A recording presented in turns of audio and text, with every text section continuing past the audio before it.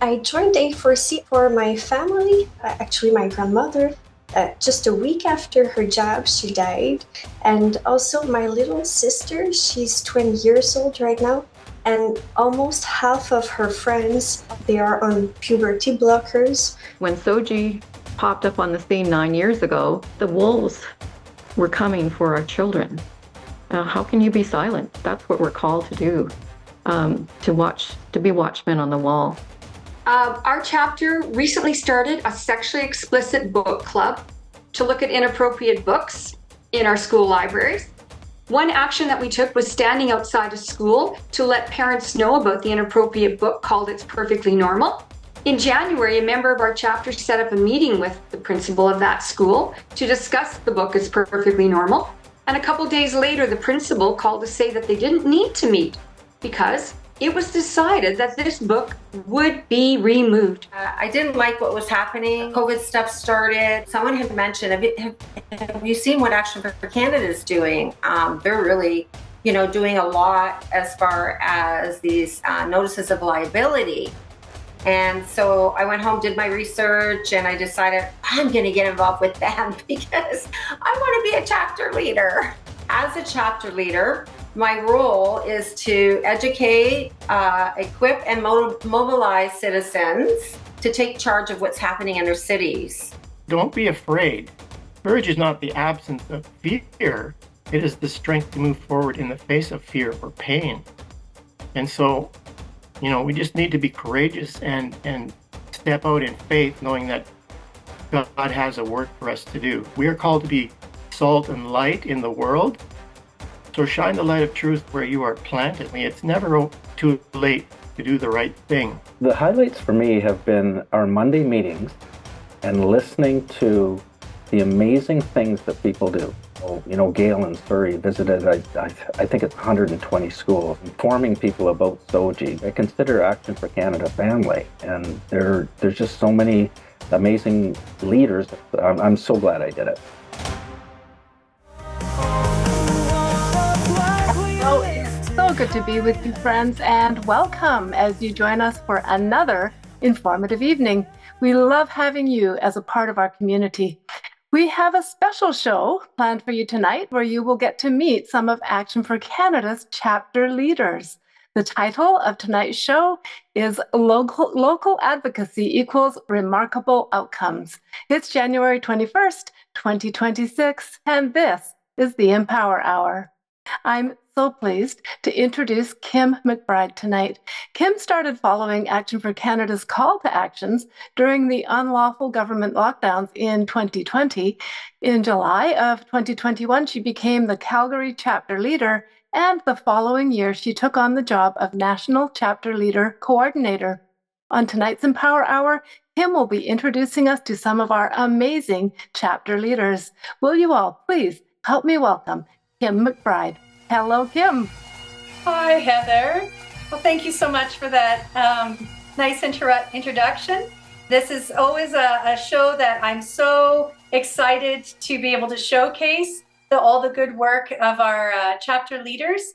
And I just have such a privilege to be able to work with them. Tonight, Tanya Goss said, you know what, Kim, I think you're ready for this and you can take the reins fully. So tonight I get the privilege of sitting I'm not sitting, I'm standing this time, but standing in some big shoes. And I'm looking forward to this evening because it's the work behind the scenes that most Canadians don't get to see. You get to see the big wins after they happen, but they require a lot of work, some tenacity, and a lot of courage from ordinary Canadians. And so tonight I get to introduce you to a few of them. I've done this before in other shows. And so I'm really looking forward to being able to share with you from across spectrum, across the country, ordinary Canadians that felt the call, saw the need, and put up their hand. And many were, I don't really know what it takes to be a chapter leader, but I'm ready to learn, ready to roll up my sleeves, and I'm starting to take action. That's one of the beautiful things about Action for Canada. It's in our name that we take actions. We don't just talk about how bad the situation is and scare everybody about it, but we have solutions, and we are building up communities at the local level with regular Canadians who are basically watchmen in their communities and leaders within their communities to be able to take on the actions that need to be taken to preserve our heritage as a Christian nation. Canada is boldly, we're proclaiming it a Christian nation, and the values that underpin that are what have made us glorious and free all these years. And so we want to continue to defend that. And these are the regular people that have stepped up to do that. So this evening, we're going to hear from 6 different people. And again, they range from all across the country. Our very first guest this evening is going to be from Quebec. Our chapter leader, our one and only chapter leader in Montreal, Quebec, is our own Lauriane Cartier. And she is also one of our youngest chapter leaders, which is just such a blessing to have that youthful energy and experience. So Lauriane lives near Montreal. She's a language teacher and a translator. She likes researching banned and censored content on the internet and in books, which will keep her busy, I'm sure. There's a lot of that. Lauriane wants to explore the world to uncover mysteries. So we love that enthusiasm, and I'm so glad that you're joining us tonight. And just to kick things off, Lauriane, basically tell us a little bit more about yourself and what motivated you to reach out to get involved with A4C. Thank you, Kim. I'm excited to be here with you. I have always searched to try to find truth and I guess God at the same time. So in my research, well, lately I've seen a lot of things going on in the world. I joined A4C also for my family because my grandparents, I had one of them who died after his first job, actually my grandmother. Just a week after her job, she died. And also my little sister, she's 20 years old right now. And almost half of her friends are, well, they say they are trans. They are on puberty blockers. So I see that going on. This is very big what's happening. The global plan from the UN to indoctrinate the children. So yes, I think I jumped in because that I wanted to protect my people, my family, my friends, basically. Yeah, and those are some big issues that Action for Canada does cover. And that was going to be my question. What is the issues that are bringing you to take action, and some of those big ones for sure. So as you came on board and you found out about us, can you maybe tell the audience a little bit about that process of how you came to be a chapter leader with Action for Canada, and what support do you receive in order to handle some of those big topics? And then we'll go on from there. Yeah. Yes. So first I signed up and I thought there was already a chapter in Montreal. So I just wanted to join. But seeing that there was none, and it's actually a need, I think. There are not so many resources in French. I think it's harder to get for francophones, maybe. So I think, well, I guess I can do it. I can try. So I decided to be a chapter leader. So my first meeting with you was in May last year. And I started the 6-week training that I completed about 6 months ago. So it has just been 6 months. But I think the training was really relevant because at the end, you master certain topics. I wouldn't have been so comfortable talking about LGBTQ without you, for instance. Yeah, that's the thing, is that we don't just bring chapter leaders on and think that they already have all that knowledge. There is a deep training process that goes through to give you the language to be able to speak to those issues that can be quite daunting. And so we don't just bring you on and then throw you out there. There's a process for sure in order to be really effective in your community and to speak with the language that's convincing and also educating. Right. So, and the fact that you speak French and that you are a translator by profession is a huge bonus and a real godsend, I have to say, because we felt that we need to let Quebecers know that you're part of Canada and you have rights, inalienable rights like the rest of the Canadians. And we wanted to make sure that that information got out there. Being that you're in that younger generation, and certainly a very targeted generation with those issues of LGBT and trans ideology, even in Quebec, a lot of, well, it's across the country too, just, people moving in with this mass immigration and whatnot, and really changing the identity of our country because people are not integrating and they're not finding out what it is to be a Canadian. And so that whole issue around identity and Canadian identity is a real problem. And so one of my questions is, what words of wisdom would you have, especially for people in your generation?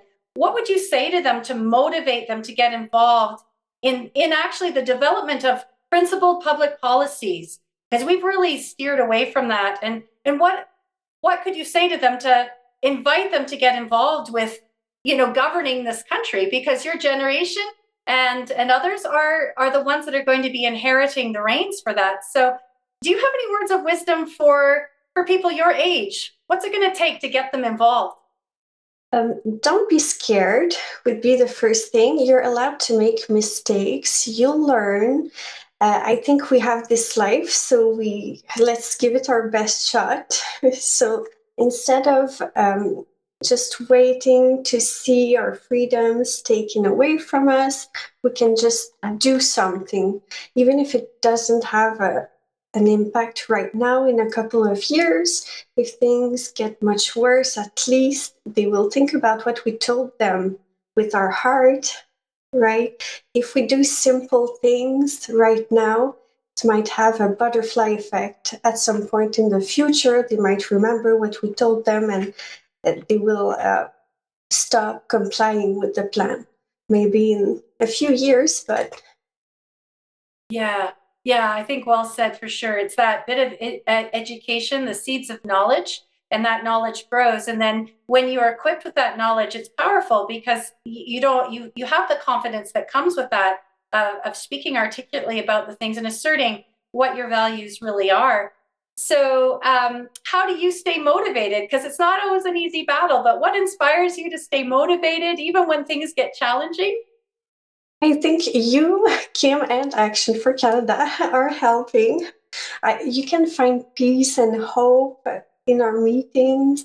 I think the truth overall, that we always talk about God, how we can reach to Him directly. And I think this helps me keeping hope in that spiritual battle and seeing the wonderful things also, not just if there's the dark thing here, the opposite also exists. So yes, okay, well said, for sure. So looking for that hope, and in our organization, we certainly do lift up those Christian principles, and we always say that Action4Canada is a God-breathed organization, and we really do get our marching orders really from Him and His direction and His good values, and the way good Christian biblical values that help us to govern ourselves and this nation in a healthy way for human flourishing. So that's excellent. That is something that you've been able to tap into in order to give you that strength. My question for you then is, okay, you've done a new chapter, and just in closing with you, you're a new chapter in Montreal. So you kind of have your chapter meetings. They're both online, and then sometimes you've had some in-person meetings. So I wonder if you might be able just to reach out to the audience listening, especially to Quebecers. And you're welcome to speak in French if you'd like to speak to them, and just invite them and maybe do that on the spot translation so that people know how to get a hold of you in Montreal. What would they need to do? Oui, donc si vous connaissez des gens qui parlent seulement français, invitez-les aux réunions. Comme ça, on va pouvoir parler de Ville 15 minutes, Ville intelligente, l'aide médicale à mourir, les programmes de sexualisation des enfants à l'école, Digital ID, identité numérique, tous ces sujets-là en français. Donc, je serais ravie de vous voir. So we can talk about all those topics in French too for people who are just speaking French. So that's a nice go-to. Absolutely. And I could understand a little bit, a petit peu, what you said. So I am so grateful that you have joined us, that you bring that youthful energy and excitement and willingness to learn. Lorianne, you were really a blessing to us. And I just look forward to how you're going to be engaging in Montreal with all the issues that need to be engaged with and how you're going to grow your chapter. So thank you so much for taking the brave step of joining us on the Empower Hour tonight. And God bless you. Thank you. This has been a wonderful experience so far. So thank you. You're a source of inspiration. The other leaders too, my mentor, really, it's a blessing. So thank you. Wonderful. Okay, thank you so much, Lorianne.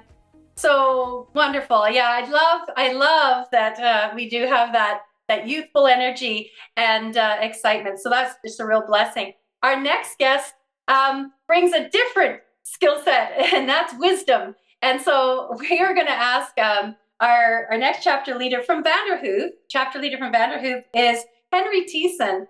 And Henry Thiessen has been in Vanderhoof as a chapter leader really almost from the beginning. I think you're one of our most established chapters, and you've been really consistently, quietly in the background, bringing some common sense, I think, to City Hall and town councils and the school board. But you're coming from Vanderhoof. Your claim to fame is that you are in the geographical center of BC, and you and your wife have been with A4C since the late fall of 2021. So you were coming in, Henry, during all that COVID hysteria and that tyranny and that whole nonsense. But I'll just turn it over to you for a little bit here, and maybe you can tell us a little bit more about yourself. What did motivate you to come into A4C, and when was that exactly? Well, if I could, just off the top, I just want to say that I'm so thankful for Tanya and her uncompromising stand for truth and the truth of the gospel and the reality that Canada is a Christian nation that was founded on biblical principles. And a big thank you to you and everyone else on the team. There's lots of them. Too many to mention. And also a big thank you to our group, our local group. We've got a consistent group of about 8 to 14 people who show up for regular meetings. I've got 58 people on my email list. It'd be good if they showed up regularly, but that's a good start. And so about us, my wife and I have been involved, like you said, since the early winter of 2021, actually. And so we were involved in the trucker convoy and that sort of thing. And I'm married to a lovely lady by the name of Linda, who is very supportive of our Action for Canada work. Between us, we have 5 children and 11 grandchildren. I used to work as a helicopter pilot. I was doing that for 34 years. I worked in every province and territory of Canada, except for the Maritimes and some parts of the United States and also South America. But I'm retired from that now, but always busy. And so I think you asked how we got involved with Action for Canada. It was actually a neighbor of ours who introduced us to Action for Canada and asked if we would be willing to take on the leadership of that because she did not have the time to do it. And so that's how we got involved. Yeah. And that was probably during that COVID time when we were dealing with mandates and unlawful measures and masking and the jabs. And it was during that time, was it not? Yeah, that's correct. Yeah. But early in May of 2020 already, I realized that this was not a health issue. It was more of a control issue. And so I took signs up and down the street before anybody else was even involved. And one of them said, the front one said, "Wake up Canada." The back one said, "Fight for freedom," or something like that. So this was something that was on our hearts right from the get-go. And over the years, like the topics have shifted a little bit, but we've always been dealing with those control mechanisms and ideologies that are destructive that have been coming in. So it seems like the topics of A4C have shifted a little bit and they've expanded, but we're really still dealing with those core destructive policies, and the fact that Canada is, a lot of the policies that are coming in are really off course and quite adrift. So over time, we've kind of moved in different directions. But what has been your focus in Vanderhoof then, and how have you taken action in that particular area? Well, we've been focusing primarily on local issues, particularly with the schools, the school board, and to some degree the city council. And that's been an uphill battle. I can tell you that for sure. But like I said, we've got a committed group, and we're persistent, and we're making a difference. I think I can share some of those with you if you want. Absolutely. But as you know, there's so many issues going on between, the 15-minute cities, the vaccinations, the World Economic Forum, and on it goes. But we can't possibly cover them all. So we've decided to focus on the school board and the local council. And just so you know, I also ran in the past as a candidate for the Christian Heritage Party in the federal election. I ran twice. And in the last civic election in 2022, I ran for city council, but was unsuccessful in both of those endeavors. However, it gives us a great platform to speak truth to the issues. Yeah, absolutely. And would you say, Henry, that would have been something that you would have thought to do in any other time? Or, we've often encouraged Canadians, if they can get involved in politics, maybe run for office. So did that motivate you in any way, or has that been something that was sort of on your heart you've been thinking about before? Because I know that you're really involved with the Christian Heritage Party and various elections in BC. I think in the last one too, you were quite involved. But was that something that was in your background, or is that something new to this moment in history that we find ourselves in? Well, Action for Canada was actually a godsend because looking for some organization or someone to put together a program or a platform where we could address these issues along with other people rather than doing so many things on our own. So that really changed the game for the work that we're doing, because we've been involved in other work as well, like pro-life work with 40 Days for Life and such. And so Action for Canada is working on all of those issues and equipping people, including all of the chapter leaders, and doing all the heavy lifting. So it's a good fit. Yeah, I agree. I agree very much. And I know that you've sort of positioned yourself, like you say, you've been involved in going to city councils. Maybe you can share a little bit about that. Like, what exactly would that look like? You say you have a team of people, and what do? You just show up and you watch what's on the agenda. You try to get on delegations, or how is it that you're involving yourself there? And I know that they know you by name, Henry, by now, because you've been there. And how is it interacting with them? Has there been any change? And if the challenging moments come up, what keeps you motivated, inspired to keep going if you do run into those challenges? Well, some of the things that we've been doing is writing letters and emails and being engaged. I mean, the first step is always to show up, and then of course, to be engaged, you need to know what's on the agenda. And last spring, for example, I did a 10-minute presentation to the school board, and I invited people from our group and anyone else who was interested to come and join us, even though they only let about 4 people in to the meeting. That's an issue that we've also been working on, but we had about 20 people outside, and that makes a huge difference, just for them to know that it's not just Henry presenting to the board. There's people out there that I'm speaking for, and they were able to listen to the meeting on live stream. So those are some of the things that we have been doing, and we've noticed that there are some changes happening. For example, when we ask questions during the meeting, they would always say, "Give us your name and your email address, and we'll give you the answer." So they would only give the answer to the person that asked the question privately, and no one else knew what the answer was.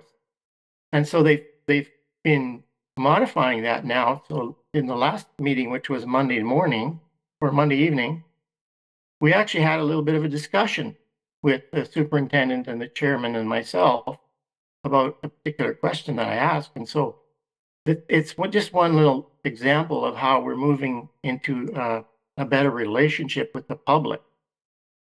Because over the past few decades, they basically had free reign because people weren't engaging into the school board meetings.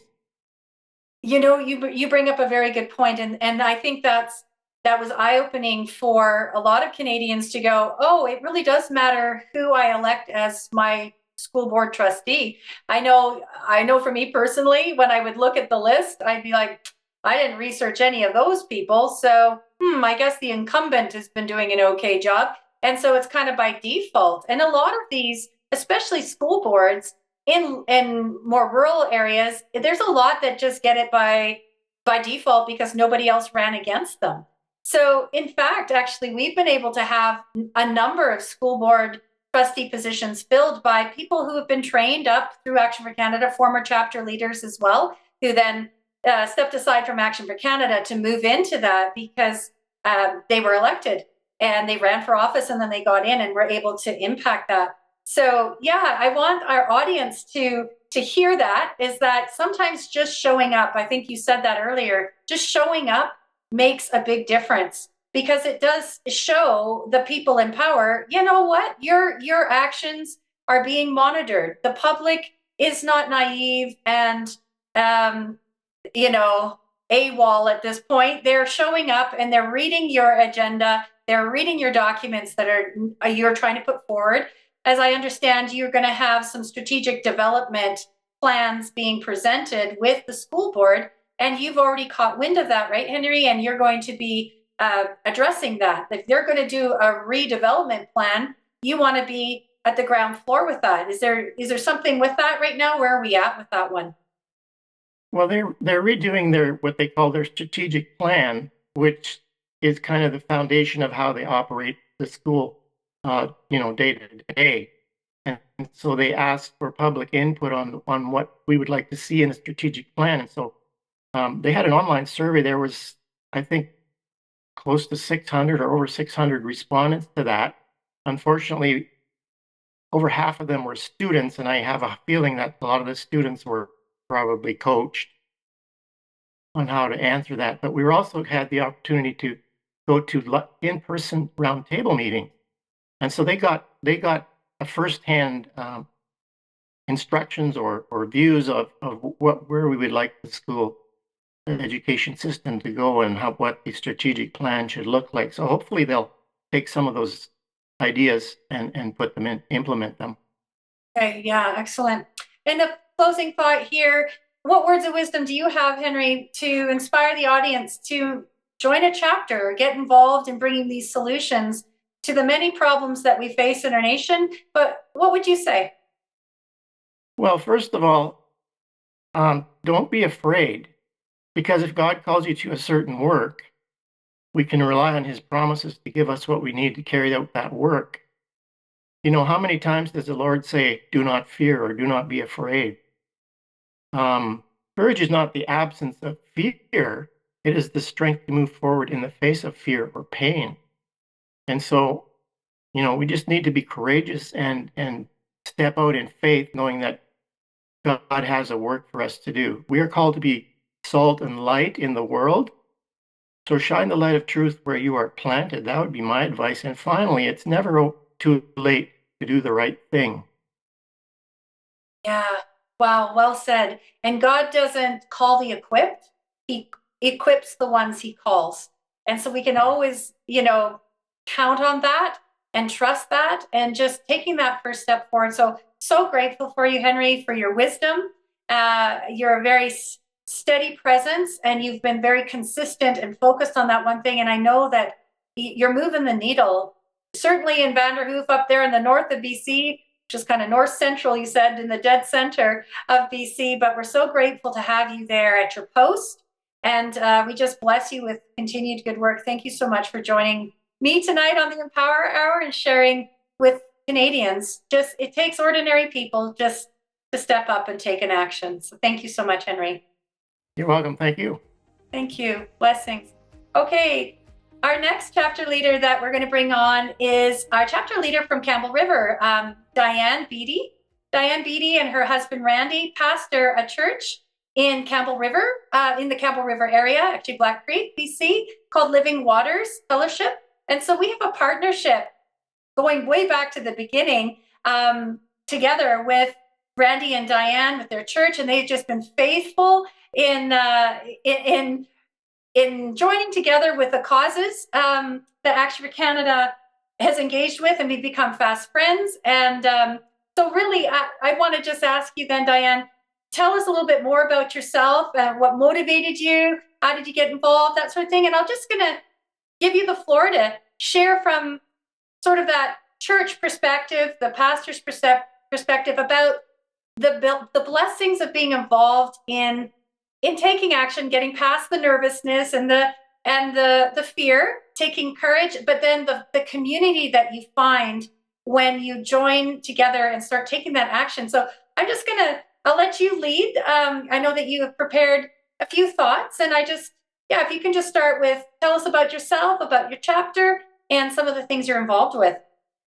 Well, I just want to thank you so much for having the courage to be part of the leadership team in Action4Canada. I know it has great demand, and we have such a fantastic leader. And I'll tell you a little bit about myself. We've been pastors here a long time, over 30 years. And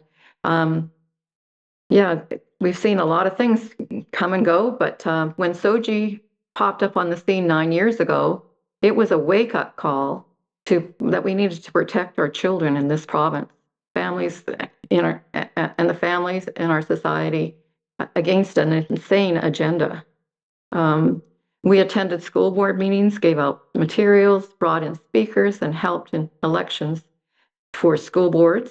And there was a lack of interest and a reluctance to cause an offense by a lot of people in especially the Christian community. But the wolves were coming for our children. How can you be silent? That's what we're called to do, to be watchmen on the wall. So when COVID hit, we knew something was really wrong. It was too planned, too organized, and it had been openly foretold by these elite leaders. Forced compliance by the whole world, it was crazy. Bars and stores, okay, but church, no. We're visiting grandma. How many grandmothers and grandfathers were left to die alone even? I mean, what did they die of? Loneliness? Sometimes it's unbelievable that we let it get that far. We live by his word. We could not follow another. We didn't see any evidence of a pandemic in the Bible. This is surely something that affected the whole world. You would think the Lord would have told us that. There was no science when we asked, no bodies. The tents outside of the hospitals were empty all the time. I would look. I went around asking people if they'd seen people drop dead on the ground. Nobody had, no matter what country we were talking about. But we've got to remember the commands as Christians, as well, we're supposed to be watchmen. We're commanded to never forsake the assembling of ourselves together. It gives us health and strength. It's people, we need community, and God had told us that ahead of time. So we're to go into all the world and preach the gospel. We're to lay hands on the sick, visit the lonely and the orphans, feed the poor. Never are we allowed to give in to fear. Nothing was adding up. We complied for a few weeks, but stores remained open and crowds were permitted in them. We chose to obey God and not man. The blessing began when we opened the doors of our church. God moved, bringing the most wonderful people we've ever had in our lives. By doing this, we looked for help and came upon Action4Canada. And as we were threatened with legal non-compliance, we met with Tanya Gaw, and what an inspiration she was. She was the one that was equipped for this hour. confirming the guidance and the conviction we held. Though we faced fear and smears, we didn't die, but we thrived. Broken people found their way, and God met them there. We allowed the local Action for Canada to use our building. It had just began, but a few months later, I was asked to lead it to fill a void as the original leader had left. We opened the church to host a meeting. We said yes to them to use our building, and I was asked if I'd be willing to step in. I agreed to do this temporarily until the real leader could show up, and I'm still waiting. In the meanwhile, we have developed a great team of fearless, willing workers who love and care for one another. We stand together helping where we can through protests, flyers, notices of liability, prayer walks, petitions, and gatherings. And we pray for our leaders in our city. We've met officials, formed friendships, and helped bring awareness to dangers by exposing the lies and we face them together. I looked at the NOLs. I look at the NOLs we've served both as a tool to bring attention to what's going on, and also as a warning to the ones that are implementing these lies in our thing. So we don't want to use it as a weapon, but we want to use it more as a help and a warning. We stand together, helping one another and taking a brave stand. And I'm the least person that you would ever think to take on something like this. I don't like to be in front. I love to work behind. I love meeting people and greeting people. I love connections, but I don't like to be standing in front of a camera. So though we face all these fears, we stand together helping each other. And I had a high-ranking Christian military officer tell me one time that the government knows the strongest force in Canada is a unified church. And that's why they want to muzzle us. Through our God, we can do valiantly, and it is He that's going to trend down the enemy. And we face an enemy on so many fronts, and it grows exponentially. But we know we have a mighty God, and He does have a plan, and He's sovereign over the universe. And together, we can meet the challenge that's laid ahead of us. He's put every one of us here for this time. The enemy has always been after the seed. The blessing comes through the generations, and our children were the first target. First in abortion, then SOGI, family disruption, and we're seeing it all around us. All lives matter. The devil comes to steal and kill and destroy, but Jesus, He comes to give life. God holds a plan custom made for each of us. The battle is not carnal, but it's against principalities and powers in high places. The carnage is in full view in more ways than one.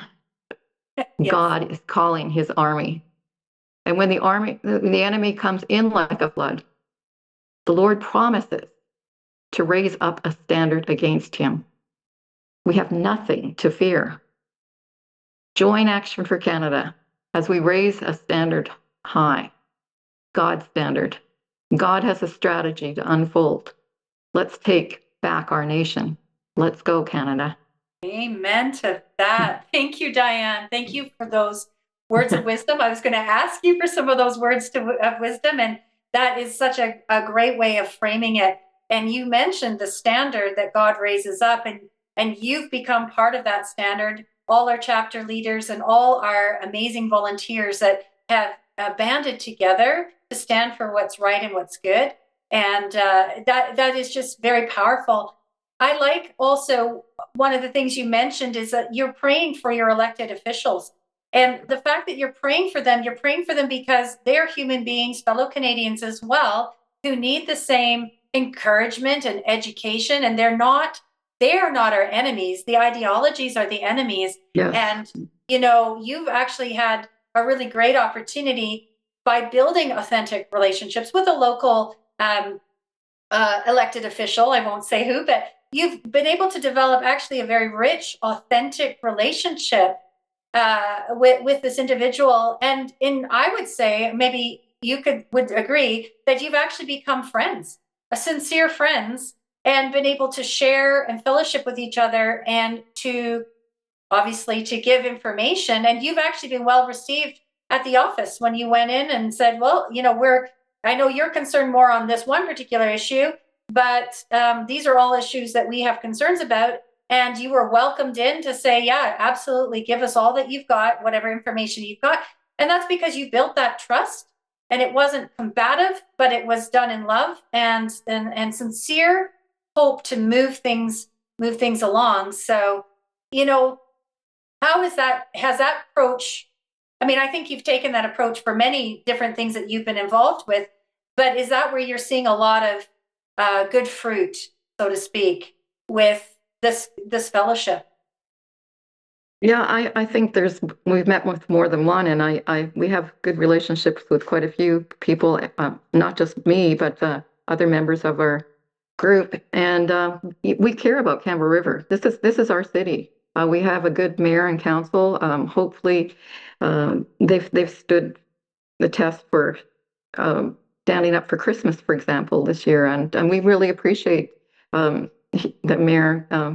It's not coming to my mind any second, but yeah, he's great, and they're met with Aaron Gunn, and these people have a heart to see change. It's just whether they will be able to implement it without an army across Canada standing with them and pushing them on and prodding them on here and there, because maybe they aren't aware of all the issues. Maybe they're not seeing the carnage that is happening to our children, our teens that are being butchered by this radical ideology, which is destroying lives. As we've had many testimonies come, we've had speakers come on different topics. Some transgenders are speaking out vocally across the world right now, saying stop this. So as well as the other issues that are very important to our cities, 15-minute cities, everything like that. But it's all important. But if everybody takes on a little piece, we can really make a difference. Yes, exactly. It's one shovel at a time we can do this. Yeah, well said. I think it says through God we can do valiantly. It is He who takes down our enemies. So yeah, it's all glory to Him, and that's what we have. We don't go out alone. We don't go out in fear. We go out with God. Thank you. Yes. So just in closing then, what encouragement can you give to other pastors or church leadership to engage these social issues, even the controversial ones that are plaguing this society? How would you want to encourage them? Well, if not you, then who? You're the defender of your group. You're the shepherd of your fold. The sheep are put in our care, not just the sheep in your pews, but the sheep in the city. We're to love everyone, love our enemy, love our neighbors. And if we don't pour out, then who's going to? And this is our time. This is our time for our lamps to be full of light. And we're accountable for that light. So it's time to step up. And yes, it's going to offend some. But you know what? The love of God is worth it. And God has a plan for Canada. He has a plan for our nation. And thank the Lord, through Action for Canada and Tanya Gaw and others, we can move mountains. Amen. Well said.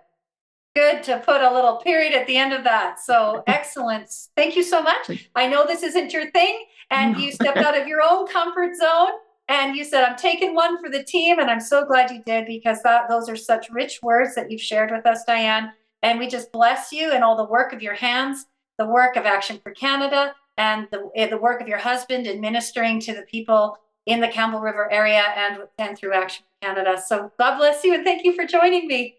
Thank you. Thank you. Yeah. Wonderful. Okay.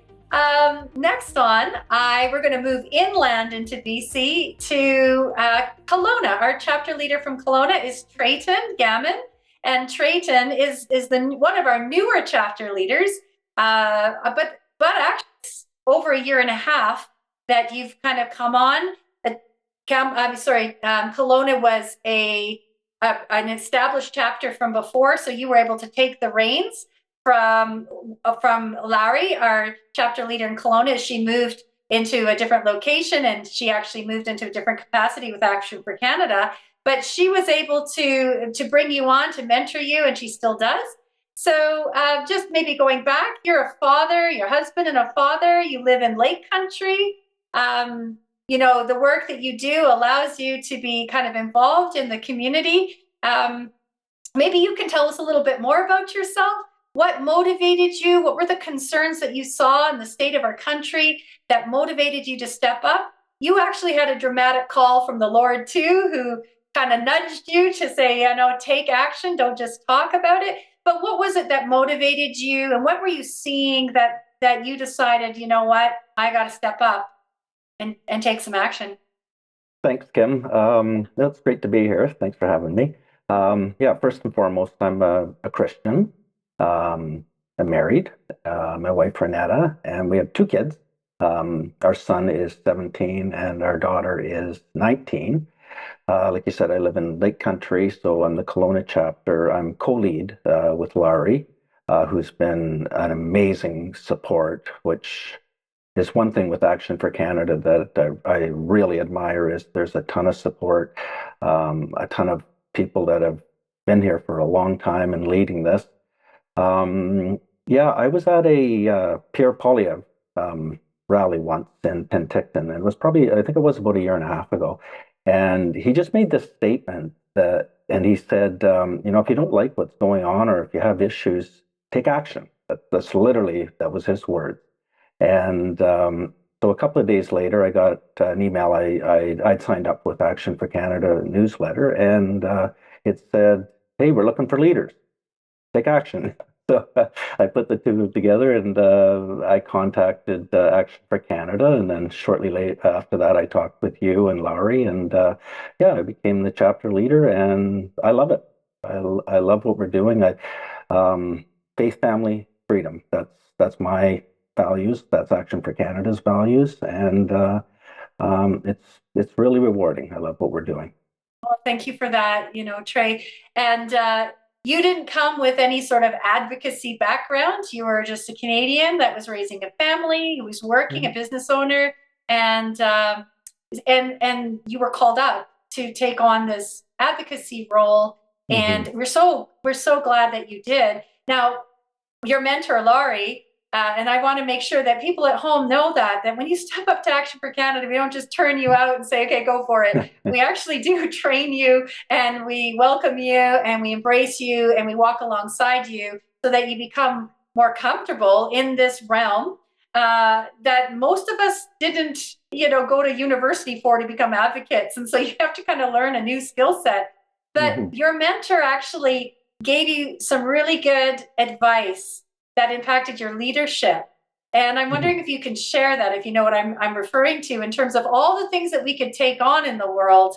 What was Laurie's advice to you when you stepped into this leadership? And it's funny too. If you look at the resources that Action for Canada has, and the support and the training, it's a lot. It's amazing, and there's a lot of things going on. But Laurie's advice was take one thing at a time and go with that. And mine has, from day one, has been SOGI and CSE, and that's pretty much.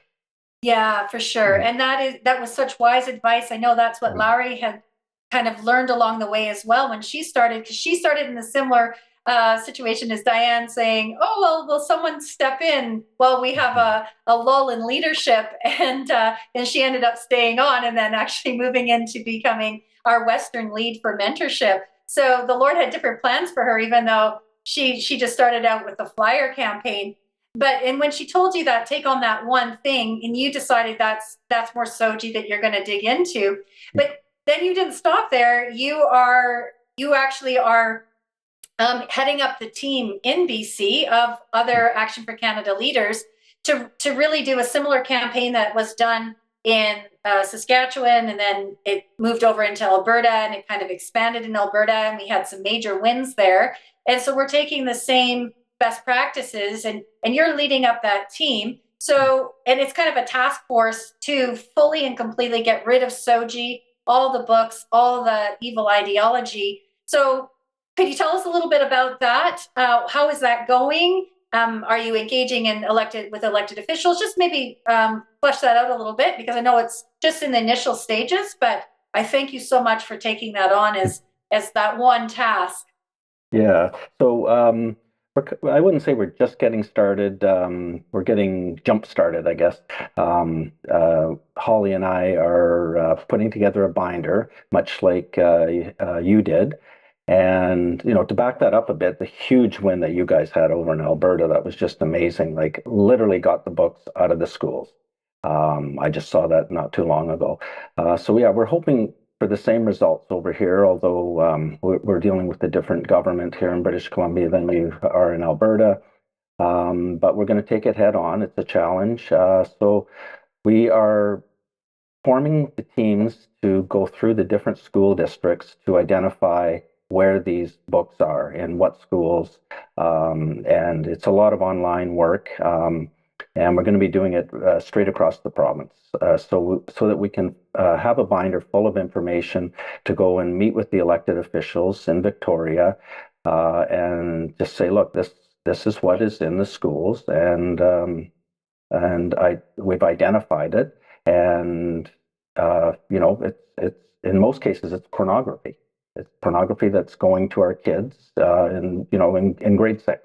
It's just not acceptable, and hopefully we're going to get the same results. I know Terry's working on it in Ontario and Tammy in Saskatchewan. So yeah, we're hoping for a really good campaign.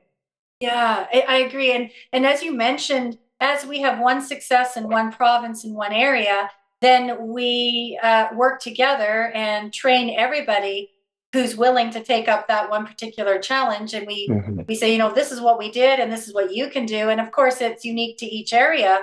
And different governments, of course, you're going to have to take a different tact with it. But at the end of the day, we're all unified in the same thing, saying like, hey, elected official, let's just get real for a minute. Let's show you what we're talking about and forget this the gaslighting that they give us, the runaround that's often they're well trained in doing. And so we just keep being persistent on the side of truth.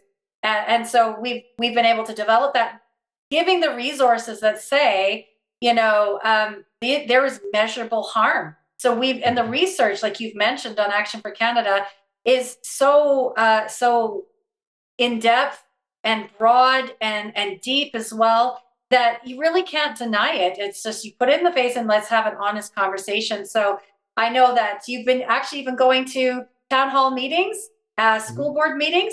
You might even be considering, I don't know, running for trustee perhaps. I don't know in the future, but we'll just leave that to God and his direction for you. So that's great. But in just closing, what are some of the highlights for you that, joining Action for Canada, the work it's a little daunting sometimes, but what's been the highlights for you since joining? The highlights for me have been our Monday meetings and listening to the amazing things that people do. At Action for Canada, there's no pressure. You don't have to do things. You don't have to have an output like we do at work, but just to hear how people are stepping up, how, Gail in Surrey visited, I think it's 120 schools, informing people about SOGI, like just driving and doing things, and some of the meetings that people have, and just the amazing people. Like, I consider Action for Canada family, and there's just so many amazing leaders across, and then yourself and Tanya, Laurie, our mentorship. It's an amazing, rewarding thing to do. I'm so glad I did it. Yes, we are so glad you did as well, Trey, really.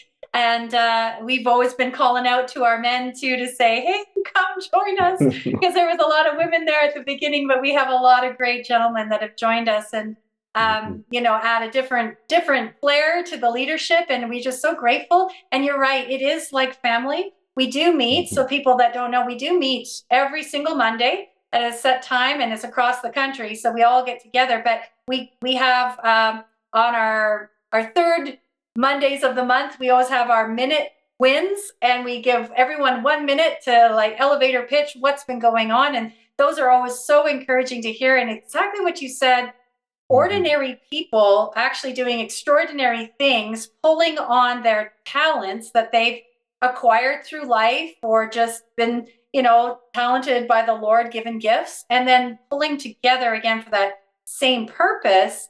And then just watching how the Lord has really fit us all together. It is really, it renews your faith in humanity, in Canadians.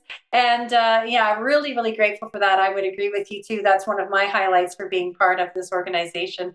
So thank you so much, Trey, for being on the show. And from there, we're going to bounce over to Saskatchewan. So we're going to invite our Saskatoon chapter leader, Tammy, onto the show. So Tammy has been part of Action for Canada for 2 years-ish around.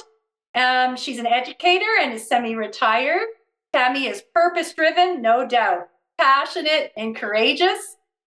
She is going to share 2 wins tonight that happened recently, like very recently. And the first thing is the removal of the sexually explicit books from the Saskatoon Public School Board, one in particular. And she's going to then talk about another one. I had the joy of spending time, so I get to travel a little bit more. And I've met a good number of our chapter leaders. I have to do a BC tour so I can meet in person all our BC leaders, but I've been able to meet quite a few of our chapter leaders in person, and because most of what we do is online. So we got to spend some time together, just really rich fellowship and really fast friends from like right across the country. But being part of this team has brought us together. So I was just so overjoyed by hearing the stories told. So I'm going to actually just kind of turn it over a little bit to Tammy. I know she's got some things prepared. And but she's going to tell us about these wins, and they're definitely like, hold on, they're just amazing, and they just recently happened. So Tammy, thank you for joining me on the show, and I'll just turn it over to you. Thanks, Kim. I joined Action for Canada about 2 years ago. I was doing a sermon for my church because I'm the kids' church coordinator, and I was doing a sermon called The Plight of Our Children and My Heart for Children. And I went on the website just to see what other people were saying. And I came across Action for Canada saying what was happening to our children. And to tell you the truth, I really wasn't paying attention and didn't even know that this was going on with our children. And that really motivated me to contact Action for Canada.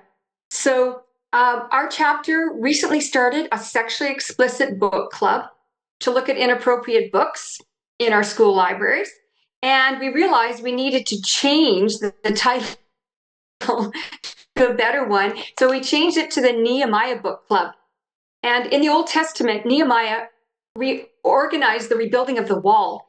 And the builders held a tool in one hand and a weapon in the other hand in case they were attacked. And we too are using tools and weapons. One action that we took was standing outside a school to let parents know about the inappropriate book called It's Perfectly Normal. I was not nervous, but felt some discomfort handing out the information flyer. I got mixed reactions and was taken aback when someone called me a name and another person yelled at me and to get away from the school. Otherwise, he was going to get the principal and call the police. Well, I stood my ground. In January, a member of our chapter set up a meeting with the principal of that school to discuss the book Is Perfectly Normal. And a couple days later, the principal called to say that they didn't need to meet because it was decided that this book would be removed from her school library and the libraries of the entire school division. What a win that was. Absolutely. Yeah, absolutely. And there was all this buildup and preparation to go and have the meeting. And these were, again, just 2 ladies in your group that you were able to mentor and to share Action for Canada resources with. They were all prepared up and ready to go. And just the thought of going into the meeting, the school board has done one of those, nothing to see here, we've removed it, no problems. But we know that there's further action that we're going to take. So there's more to continue with that book removal campaign. I don't know if you want to share a little bit more about that or move on to some of the other wins that you've done. Yeah, we're continuing with the book removal campaign. The day after this book was removed from our school division libraries, there was a town hall meeting regarding Bill C9. And one of our members boldly went up to an MLA and showed him pictures from the 3 sexually explicit books that she brought with her. The MLA then said he was going to share this information with the Minister of Education. We are persevering in this step by step. Yeah, 100%. And it's taking those opportunities too, because once you have one little win, it emboldens you for the next one. So your member was all prepared and ready to go, grabbed the books and was like, I'm going to get up to that elected official and I'm going to make sure he's aware. And actually, you would know, because Saskatoon was where it kind of originated with this campaign to remove the books. So it started in Saskatoon and moved into Alberta, and then now we're moving into BC. But we had contact with then Minister of Education, Dustin Duncan. And so we were able to connect with him on a personal level and to say, look, are you even aware that this is going on? And so many of them didn't know. In our case here in Alberta, Minister Nicolaides is our education minister, and he legitimately did not know the degree of, I would say, debauchery of these books. And so they had they took swift action as a government, rightly so, and they're getting a lot of flack for it now. But that leadership, that strong leadership from an actual government really started and originated in Saskatoon with Dustin Duncan making a decision to ban third-party contributors to sexual education curriculum like Planned Parenthood. And so they were actually banned from being able to do that in the schools, and he made some other decisions as well. I know they're in court over it, but the Saskatchewan has done the notwithstanding clause in order to make sure that they can move forward with common sense legislation as it relates to what's appropriate for children in schools and who can advance those things. So I find it very poetic that it started in Saskatoon and we're kind of coming full circle again, and now we're going to go and get these books out. Unfortunately, they're trying to give us the strategy of book by book, school by school, but we're going to blow right past that. We're going to make sure no, we're not doing this every single day, a new book. And so we're going to really address it head on. So we've got a good strategy for that. So, but thank you. And to your team who courageously stepped up and said, well, I'm going to take an action. And it availed a lot in a short period of time. And so we're going to keep moving the needle on that.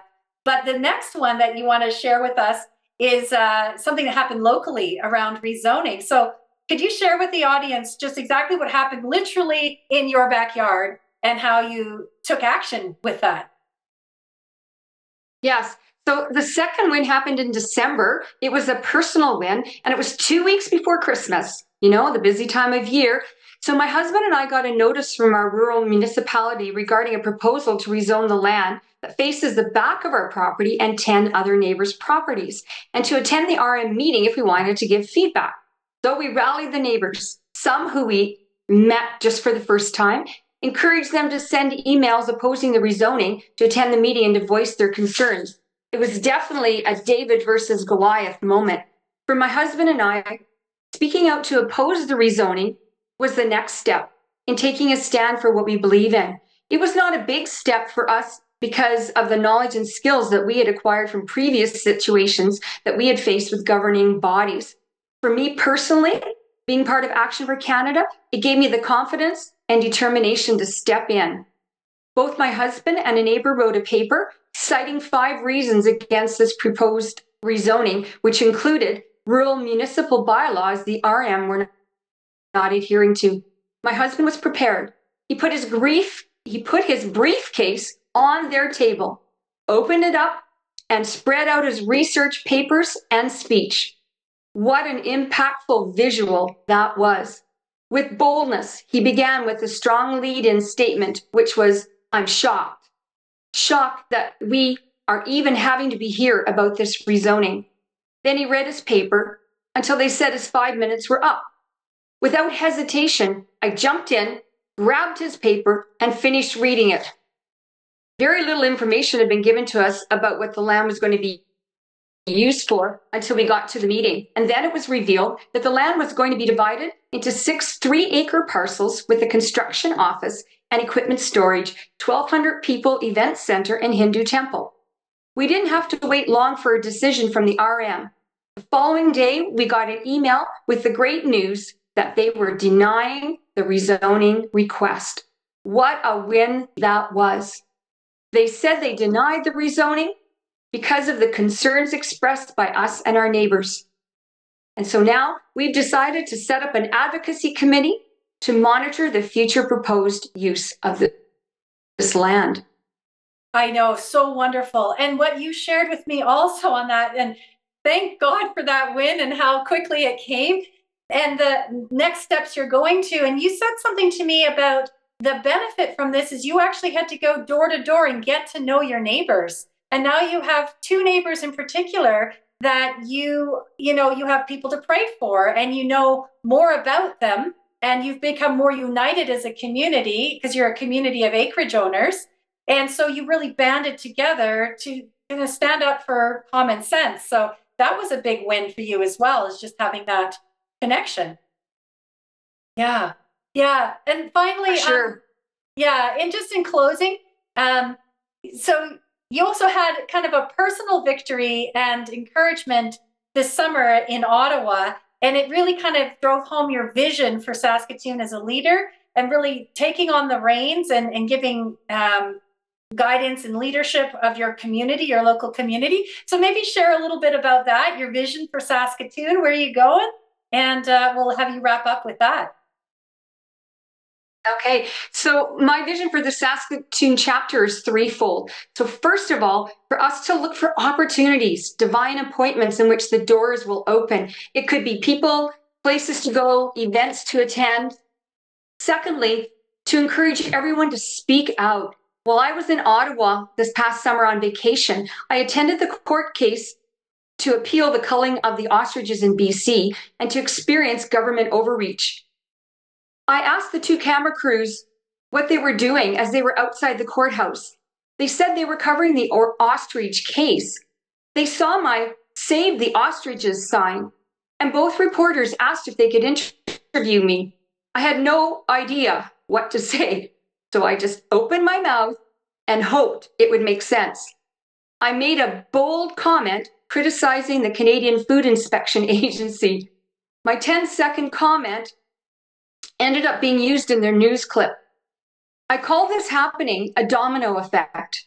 One action caused the next thing to happen, and then the next. Just like one domino lined up close to another causes a chain reaction and movement of the other dominoes. I showed up. I brought a sign, then asked a question, and ended up speaking. More domino moments, please.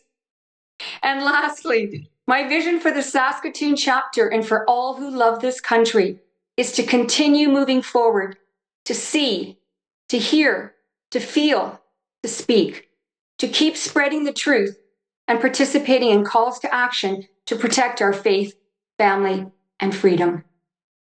Amen. Thank you, Tammy. Thank you so much for your enthusiasm, your passion for stepping up and just going where boldly going. It's not where no man's gone before, but boldly going where the Lord tells you to go and how he's equipped you to do it. And so we're so grateful that you've taken up your post in Saskatoon and you're just like taking names and taking numbers. So I'm super grateful and it's just a blessing to know you, Tammy. So thank you for joining me on the show.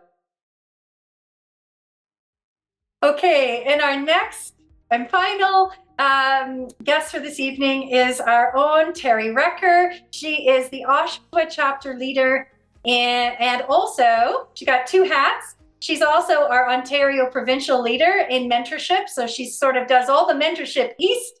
She's our recruiter, and she will be the one that you would speak to if you are reaching out to Action for Canada and say, you know what, I could talk to these people and find out what's going on. Terry would be the one that will take your call. She'll reach out to you. She'll tell you what it's all about.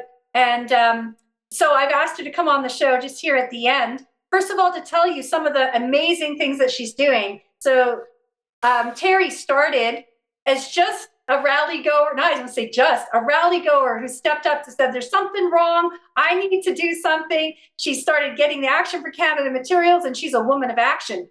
So she just started taking action, even though she didn't really know the whole scheme of things, but then worked them out and was given the mentorship and the guidance by Tanya and her phenomenal leadership and stepped into different roles. And so actually your abilities have really expanded in ways I'm sure you couldn't have imagined. So I'm just going to ask you, Terry, to share a little bit about yourself and that process, but also to share about some of the amazing wins, particularly around some stuff that's going on in the Clarington area with the Envision Durham. But you've been so many times on the City Hall delegations. You just get right up there, you get your speech ready, and I call you Spicy. Spicy Terry, and she's just bold and courageous. So I'm going to give you a little bit of the time on the floor here, just to share a little bit about that. What are you doing? And like, how would you inspire Canadians to get involved? So I'll turn it over to you. Thank you, Kim. I just love you. Working with you is amazing. I love you. And you're always there. You're always there for me when I need you to bounce things off of you before I proceed. And I just love Tanya. She's so dear to me. And I just love working with both of you. So I want to start off by just saying, thank you to our lovely family, Action4Canada. I joined about 5 years ago, I think. Got to be at least 5 years now. But I'm a grandmother of 6 grandkids, 3 grandboys, 3 granddaughters. I didn't like what was happening, when the COVID stuff started, and I decided I was at a rally, yes, and someone had mentioned, have you seen what Action4Canada is doing? They're really, doing a lot as far as these notices of liability. And so I went home, did my research, and I decided I'm going to get involved with them because I want to be a chapter leader. I want to go out there and, start talking and speaking up. And that's one thing I'm not afraid to do. So as a chapter leader, my role is to educate, equip, and mobilize citizens to take charge of what's happening in their cities. And to do that, I hold monthly church meetings where I bring people together through, call to action with getting together at the church. And then what I do is I set up a video on our recent Empower Hour, which is, which hosts special guests from all over. And it also has Tanya Goss speaking with them to discuss things like the massive immigration that's happening across our country, and also with the Islamic extremism, which is in our country, that we really need to concentrate on and bring awareness to the public that they cannot simulate in our country at all. Like, they just cannot do that. And they preach a whole different God, which is not aligned with our Christian values at all. So I work a lot on that, but I also educate people on the political LGBTQ, the sex education happening in our schools, which is, indoctrinating our children at the earliest stage possible. I arrange groups of volunteers. So I have different teams. And when I first started, I could never figure out, how am I supposed to do all this? I don't know what to do. And then, Tanya Gaw came to Toronto, and I was her driver, and she came out to speak at one of our church functions. And I was really picking her brain, like, how do I do this? Like, what do I really need to do? How do I really get to the meat and potatoes of this organization and what I can do out in my community? And Tanya said, you just get your teams together. You get a parent team, you get someone delivering your flyers, your 15-minute city flyers, your sex win education flyers, that sort of thing. So I went, wow, okay, that light bulb went on, and I decided to definitely go that direction. And I'm telling you, it was the best thing I did, because now it's, over the last, I would say the last 3 years, I have a team that goes out every week. And we're talking like 8 to 10 people that go out into the community. And they just last week did Clarington, because we were there was a city council meeting on a proposed development that they wanted to put just near me. down near our waterfront, and people had opposed it. And so they actually put out or delivered our 15-minute flyer, but emphasized getting in touch, emailing the mayor and a couple of the city councilors there that were responsible for this proposal. So I get to the meeting and a lot of people were there, and these two people came up to me and they said, I just got this flyer and I'm really concerned about this. And I looked at it and it was our flyer.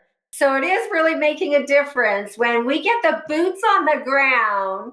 And that's what I'm expressing here tonight, is that we really need people to step up.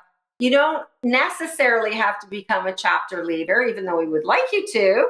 But if you're helping out in a less formal way to, at least join a chapter and become a volunteer and help out and assist us in those small things of delivering flyers, or even maybe working on, like, municipal elections are coming up.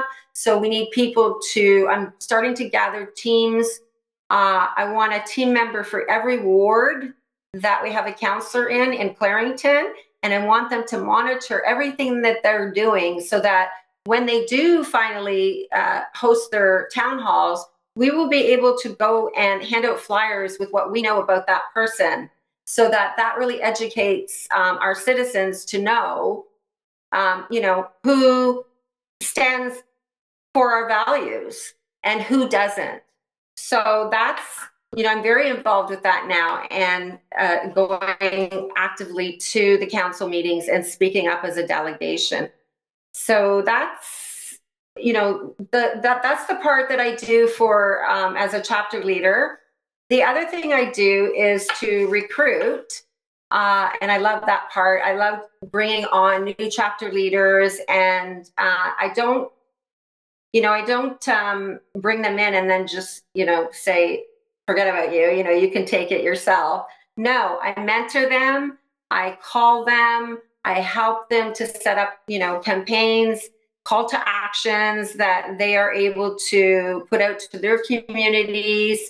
And they just take one specific, area that they want to work on. So if it's the schools and the children, the books, then that's their area. And so I help them focus just on that. So it's not an overwhelming, thing for them. They can spend, maybe 5-6 hours a week and just go at their own pace. But I'm there for them so that they can ask me questions and I can give them different links and etc. So, but again, with the leaders, to be successful, for a chapter to be successful, they do need that mentoring. And myself, along with Kim, we give them the resources, what to take a look at and study in the training, as the training part.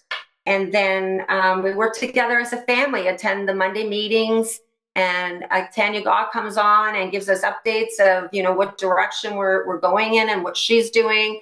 And so it's an amazing team. You won't be sorry that you joined with us, and we would love to have you. But yeah, that's basically what I'm out there doing. You're doing a lot, Terry, and I thank you so much for that. Yeah, you're always got something on the go. And what I love about you in particular is when one of our chapter leaders has a big win, the first thing is Terry's going, I can do that.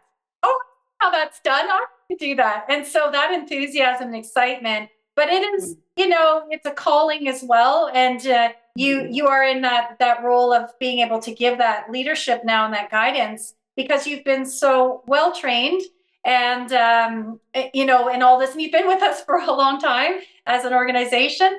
And so the ropes. And so that's what we want to convey to you all that are watching, is that we do need more boots on the ground. And we are putting out a call for volunteers to step up, as well as people who even just want to talk a little further about, okay, well, give me a little bit more details about chapter leadership. What does that look like? What's involved, and what am I signing up for kind of thing.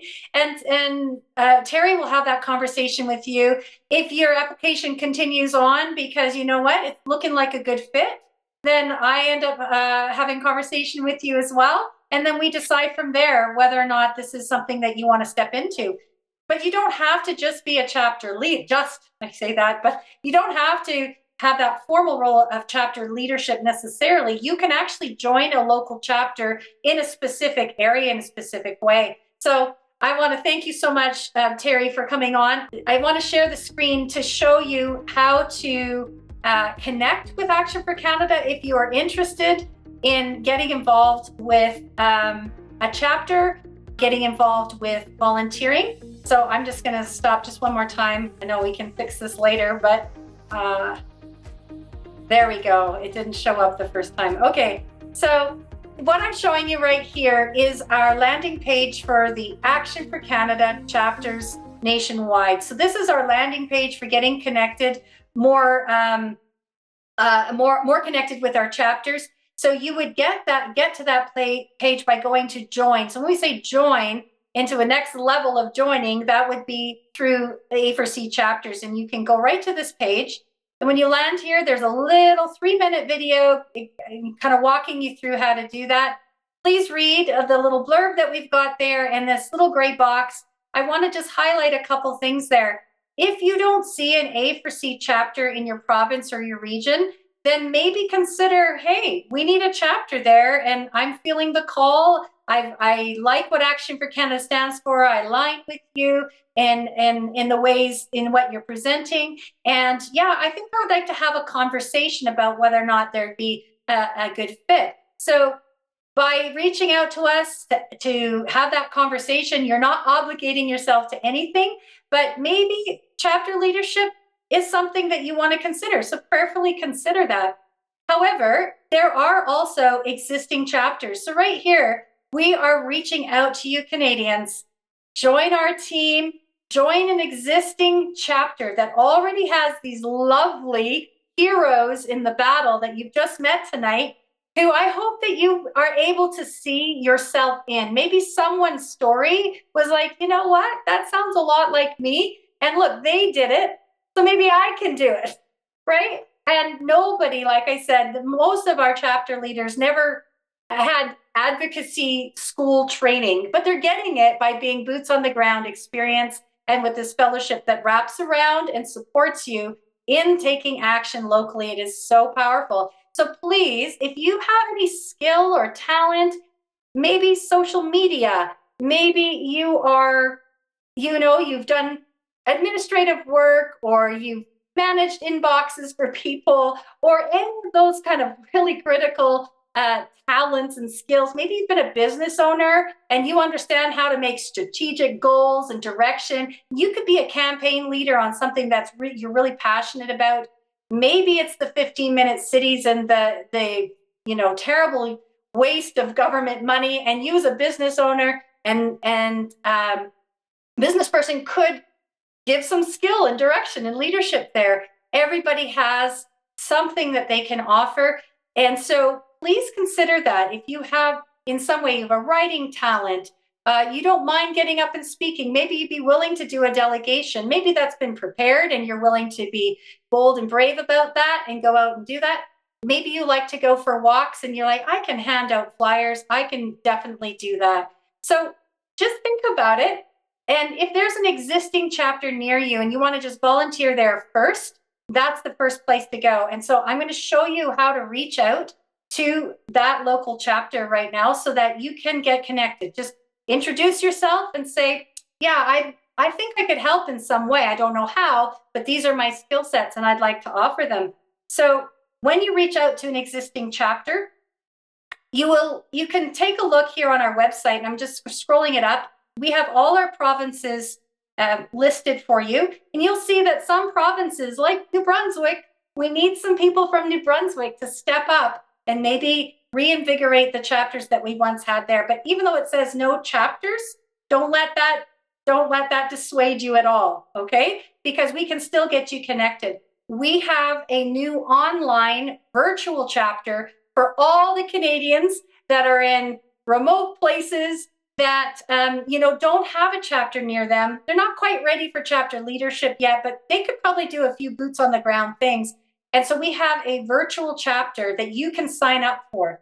So if you'd like to discuss with us more about formal chapter leadership, co-leadership, being a treasurer, being an official administrator, then you'd want to click here to learn more about chapter leadership. When you click on that button right there, it'll take you to this page that gives you a little bit of a snapshot of what it's like to be a chapter leader, some of the things that are involved, and then a click here to book an appointment to speak with a member.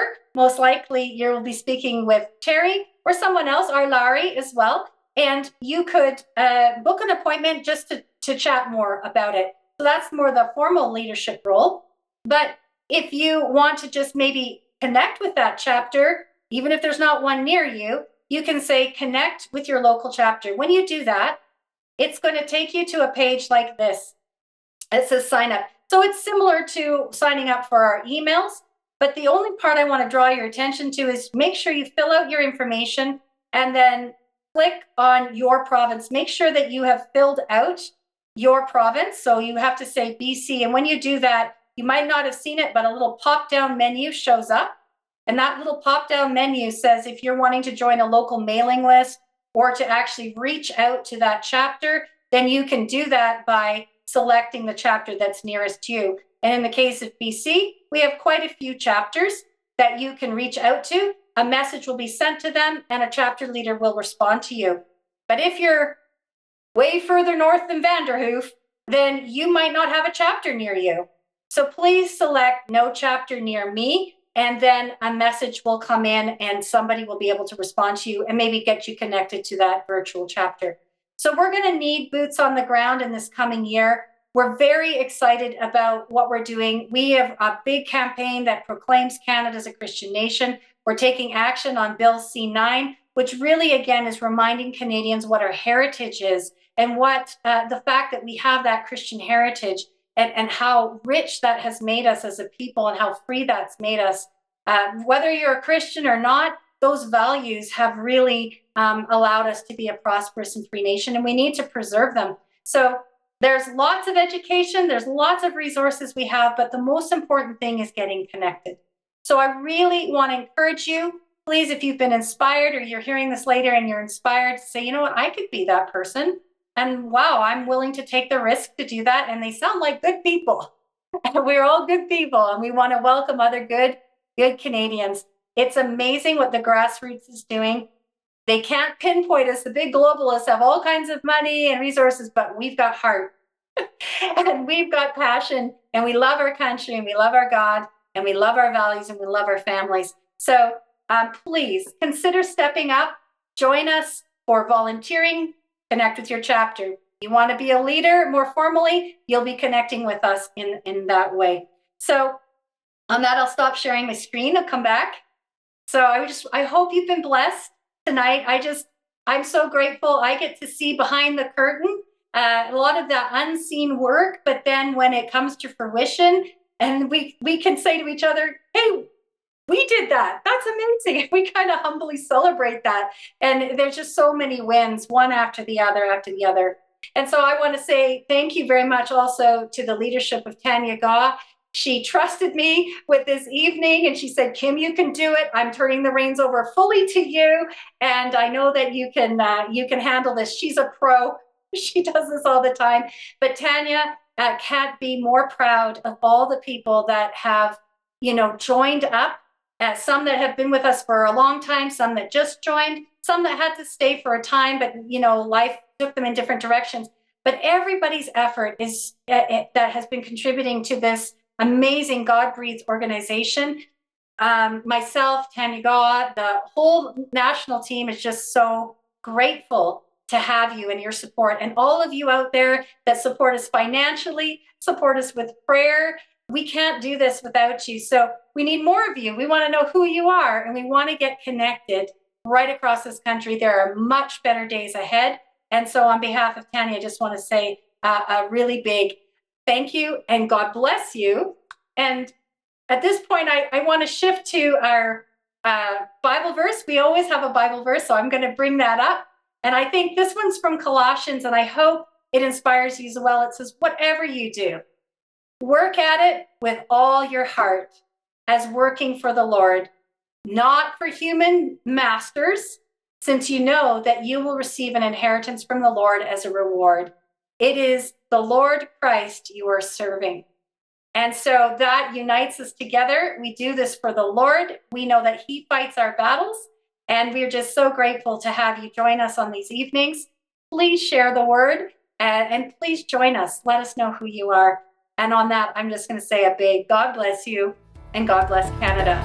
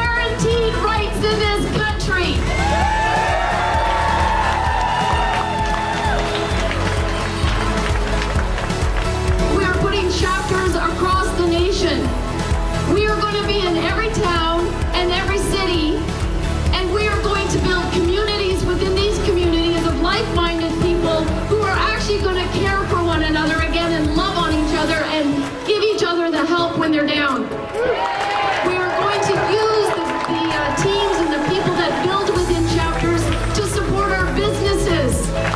The government's actions are completely 100% unlawful. Judgment will again be found on justice, and those with virtuous hearts will pursue it. You have a virtuous heart if you are here today pursuing freedom and righteousness. And then verse 23 comes along with a promise. God says he will turn the sins of evil people back on them. He will destroy them for their sins. I take great comfort in that because I serve a mighty living God who has allowed us to go through this season of discomfort because we as a nation had turned our backs on him and we need to get right. So I am just going to thank you so much. I'm going to say God bless you and God bless Canada.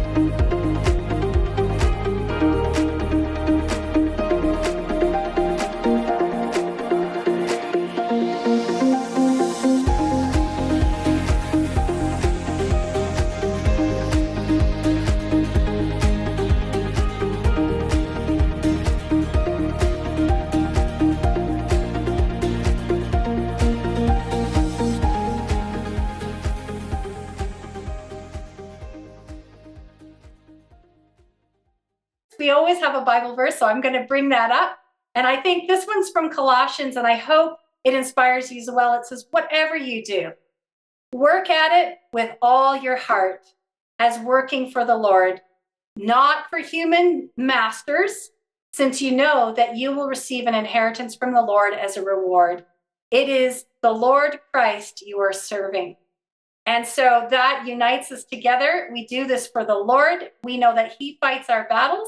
And we're just so grateful to have you join us on these evenings. Please share the word and please join us. Let us know who you are. And on that, I'm just going to say a big God bless you and God bless Canada.